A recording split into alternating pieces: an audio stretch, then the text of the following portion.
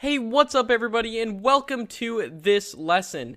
In this lesson, I'm going to be showing you different ways that you can go about approaching YouTube.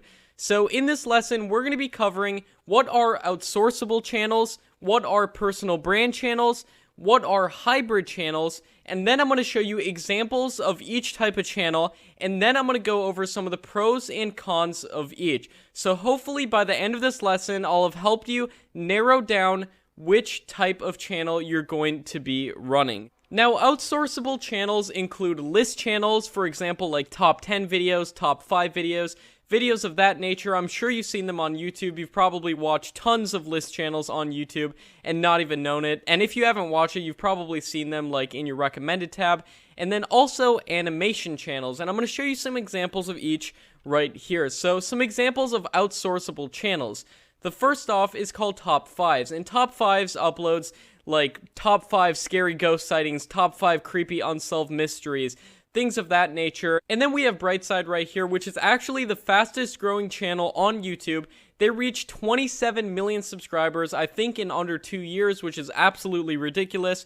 But as you can see, they upload videos like the top 3 exercises to tone up your legs, a tree in Germany as his own address and people write it for help, videos that are sure to get your attention, but the videos are completely outsourced. They pay other people to make these videos, and the reason that I know they're paying other people to make the videos is because they're releasing like 6 videos a day, and nobody in their right mind would be able to make 6 videos a day unless they, of course, they were paying other people to do the content creation for them, and that's actually what I do on most of my channels as well. So, another example of an outsourceable channel is called Mind Warehouse. Now, I came across this channel a while ago, and they do similar videos to Top 5s in that they do like top 10 videos, list videos, things like that.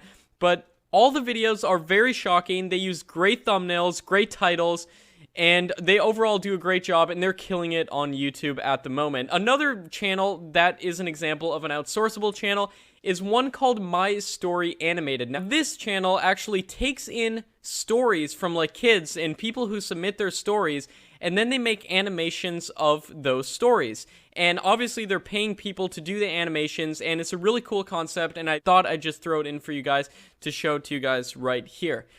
Here are some of the pros and cons of running an outsourceable channel. Now, I personally run 8 of these channels, like I said, and then I run one personal brand channel. We're going to be getting into that here in just a second. So, some of the pros of an outsourceable channel is that it is scalable. And what I mean by scalable is that you can actually pay other people to make the videos for you. Now, you could even pay other people to upload the videos for you, and this entire channel could be running on autopilot.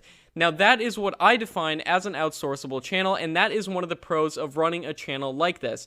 Now, another pro is that you don't necessarily have to show your face. Now, almost none of these outsourceable channels, like list channels and top 10 channels, almost none of them actually show their faces, so you don't know who's actually running these channels. And that could be seen as a big benefit, because I know a lot of people out there don't want to show their face or put their identity out online, so this is a major pro of choosing an outsourceable channel. Now, some cons of running a channel like this include that it's harder to sell products. For example, would you be very likely to buy merch from a channel that makes top 10 videos? And the answer is probably no. Now, that's just one of the cons with this. Now, obviously, if you're running an outsourceable channel, you most likely rely mostly on ad revenue, and that's what I rely on mostly with my list channels that I run. And even though I make a lot of money from the ad revenue from those channels, that's actually one of the cons. I have to rely only on ad revenue. It's really hard to diversify your income when you're running a list channel.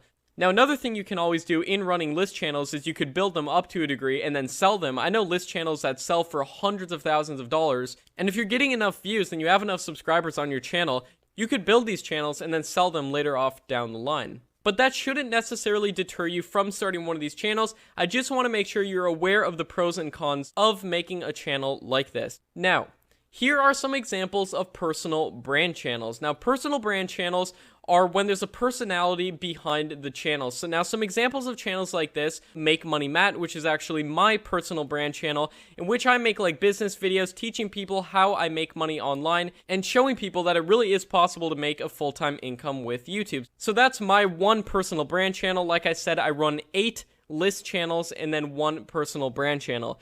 Now, the second example channel that I have right here is one called Kinobody.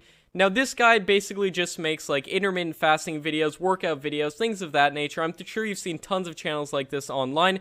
But then out the back end, he actually sells courses. So this is one of the main ways he monetizes this channel. It's one of the biggest benefits of this channel as well, which we'll be going over here in just a second. Now, the third example channel I have right here is one called Live on Purpose TV.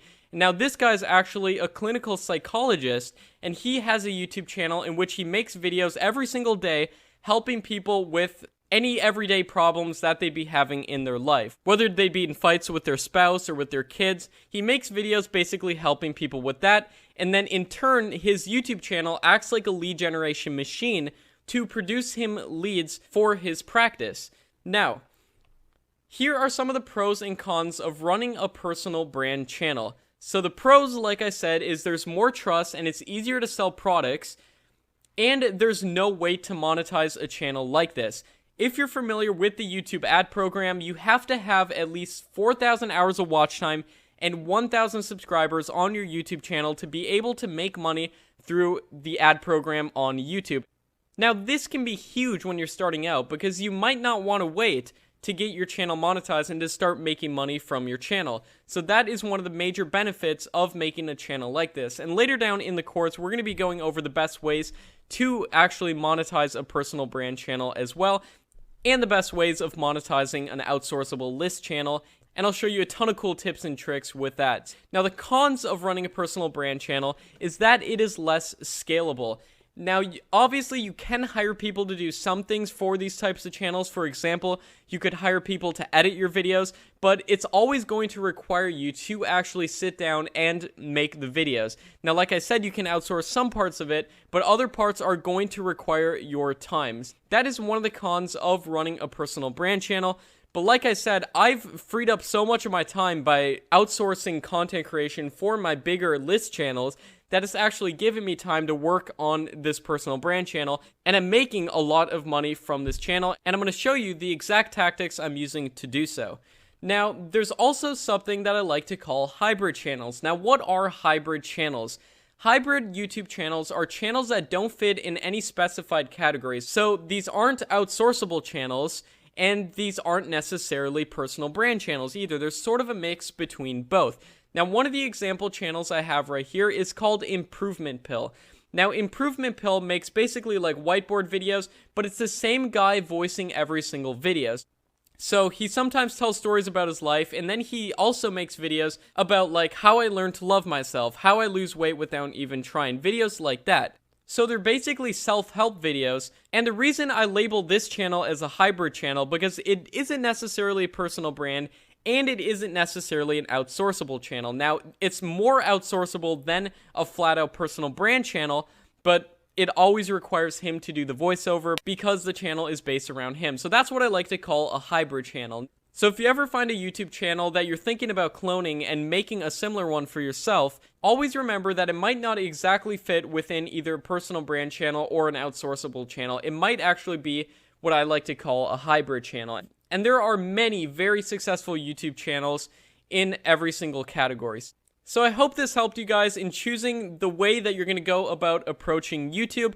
In the upcoming lessons, we're going to be taking a look at some of the best high CPM niches for outsourceable list channels. And I'm also going to be giving you a list of 100 different profitable YouTube niches plus example channels in many of the niches coming up in one of the next lessons. So super excited to get into that. I hope I've sort of started getting the gears turning in your brain and started getting ideas of the different ways you can approach YouTube and the different types of channels there are. And when I give you the list of 100 profitable YouTube niches, it's really going to give you a lot of ideas. And like I said, my sole goal is to help you guys. So hope this helps, and I'll see you in the next lesson.